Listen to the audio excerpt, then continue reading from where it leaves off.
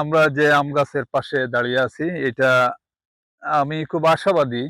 এটা আমাদের দেশে ইনশাআল্লাহ বাণিজ্যিকভাবে আগামী ৪-৫ বছরের মধ্যে খুব বড় একটা মার্কেট দখল করে নিবে এবং এটা ইউরোপ, আমেরিকাতেও এটা বেশ চাহিদা আছে নতুন জাত হিসাবে। এবং এটা এক কথায় এটার ফলের শেলফ লাইফ, ফলের size, shape, colour, test, bearing কোনো দিক থেকেই এটা কম নেই। আগামী নতুন সময়ের জন্য এটা একটা ভালো জাত হতে চলেছে। তো নিশ্চয়ই আপনারা এই ছোট গাছের মধ্যেই দেখতে পাচ্ছেন কিভাবে ফলের বেয়ারিং হয়েছে। আরো অনেকগুলাই ছিল। আমাদের এই যে শিলার আক্রমণগুলো এখনো সব আমের মধ্যেই কম বেশি আছে। এই যে আছে, এই যে আছে, দেখেন এত শিলা আক্রমণ নিয়েও কিন্তু আমগুলা এখনো গাছের মধ্যে টিকে আছে।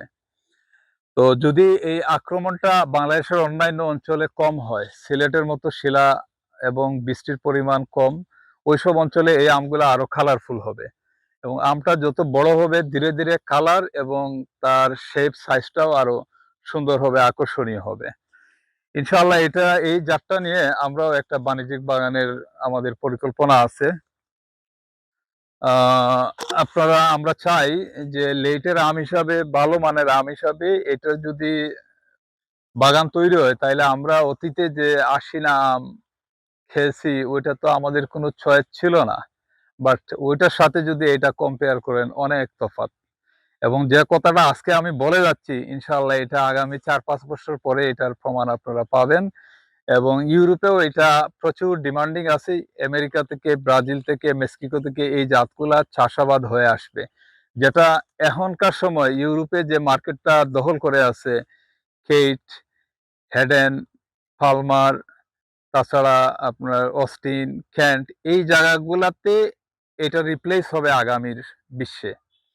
তো ঠিক আছে। আর আমরা এটা প্রচুর চারা গত বছর দিয়েছি, এবারও আমরা দিয়ে যাচ্ছি। অনেকের চাহিদা আছে, যারা এগুলা নিয়ে ঘাটাঘাটি করে তারা এটার বেশ চাহিদা দেখাচ্ছে এবং আমরাও সেই হিসাবে চারাও তৈরি করে যাচ্ছি। আমাদেরও আলহামদুলিল্লাহ আরো 15-20টা গাছে এই ধরনের ফলন আছে।